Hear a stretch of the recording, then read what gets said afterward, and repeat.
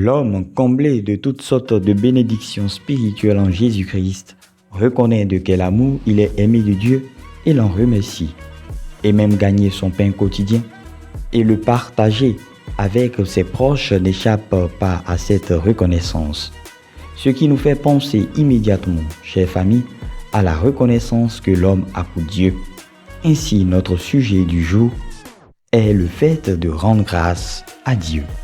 L'action de grâce est alors une attitude disponible dans nos cœurs, nous facilitant à reconnaître les bienfaits de Dieu envers nous et à reconnaître que même le pain que nous supposons gagner au moyen de nos propres efforts, c'est Dieu qui le rend disponible pour nous dans sa grâce et son amour. Aux enfants de Dieu, il a toujours été prescrit de rendre grâce. Et cela est illustré partout dans l'Ancien et le Nouveau Testament. Saint Paul nous dira: rendez grâce en toutes circonstances, c'est la volonté de Dieu à votre égard dans le Christ Jésus. 1 Thessaloniciens 5, 18. D'où l'apôtre nous invite à rendre grâce à Dieu avec fidélité pour sa miséricorde qui s'étend sur nous et sur sa création, malgré le mal et la souffrance. Chère famille, comment ne pas rendre grâce pour toutes les merveilles que Dieu accomplit par son Fils Jésus? Bien-aimés, il est important pour nous de savoir que le fait de rendre grâce à Dieu est d'une importance capitale, car c'est par l'action de grâce que découle la multiplication. Souvenons-nous du miracle de la multiplication des pains et des poissons dans le désert dans l'évangile de Saint Jean.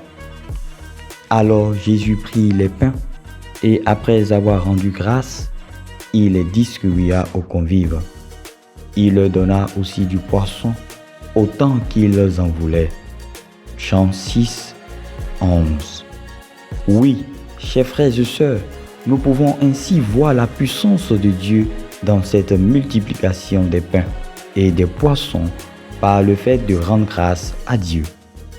Cette reconnaissance a attiré la multiplication. Et il en est aussi le cas pour nous lorsque nous sommes toujours reconnaissants des merveilles de Dieu dans notre vie. Chère famille, peu importe ce que nous affrontons, la bonté et la miséricorde de Dieu ne nous quitteront jamais. En effet, il prépare des bénédictions pour nous au milieu des moments difficiles. Mais il n'est pas toujours facile de se rappeler ces vérités dans les moments difficiles. C'est pourquoi il est important d'être reconnaissant à Dieu en tout temps.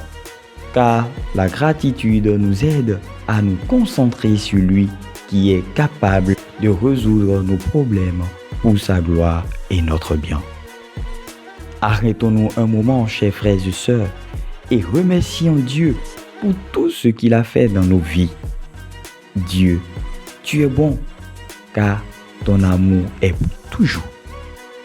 Même dans les moments les plus difficiles, j'ai toujours une raison de t'adorer.